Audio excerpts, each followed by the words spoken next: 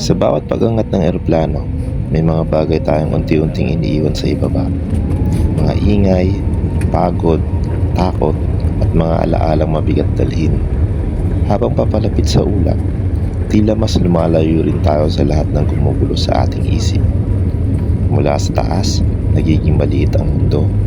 Ang mga problemang dati parang napakalaki, unti-unting nawawala sa lawak ng langit. At sa pagitan ng araw at mga ulap, doon natin naaalala na may mga pagkakataong kailangan lang pala nating umangat para makita ang buhay sa mas malinaw na paraan.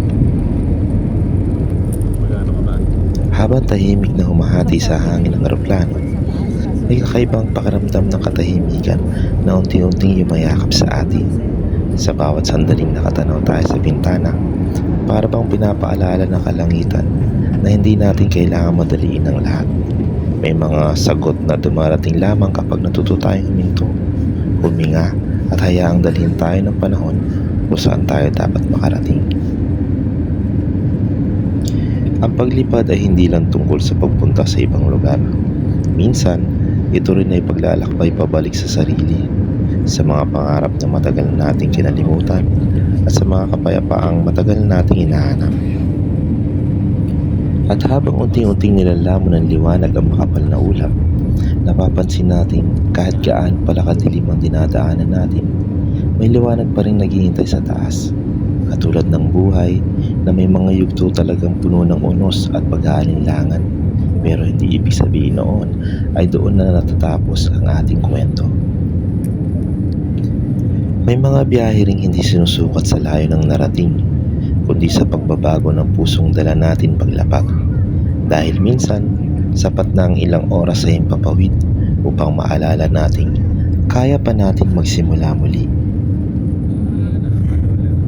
At habang patuloy na lumilipad ang eroplano sa ibabaw ng ulap, may isang tahimik na paalala ang langit. Hindi lahat ng bagyo ay habang buhay. May mga sandaling kailangan mo lang magpatuloy hanggang sa muli mo makita ang liwanag sa itaas ng mga ulap.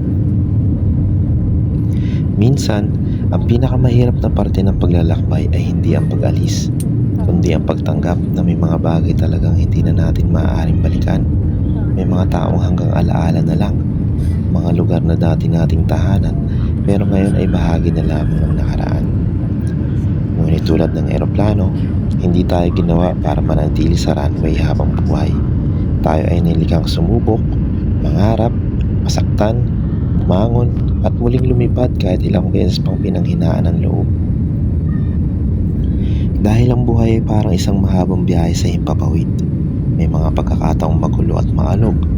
May mga sandaling tahimik at payapa. Pero sa bawat turbulence na ating nalaragpasan, mas lalo nating napapatunayan kung gaano tayo katatag. At kapag dumating ang araw na muli kang manghina, alalahanin mo lang ang pakiramdam ng paglipad sa ibabaw ng ulap, na kahit sa likod ng pinakamadilim na bagyo, may araw pa rin naghihintay sumikat. Kaya magpatuloy ka, huminga ka, tumingin ka sa unahan. Dahil may mga destinasyong hindi mo mararating kung patuloy kang natatakot lumipad.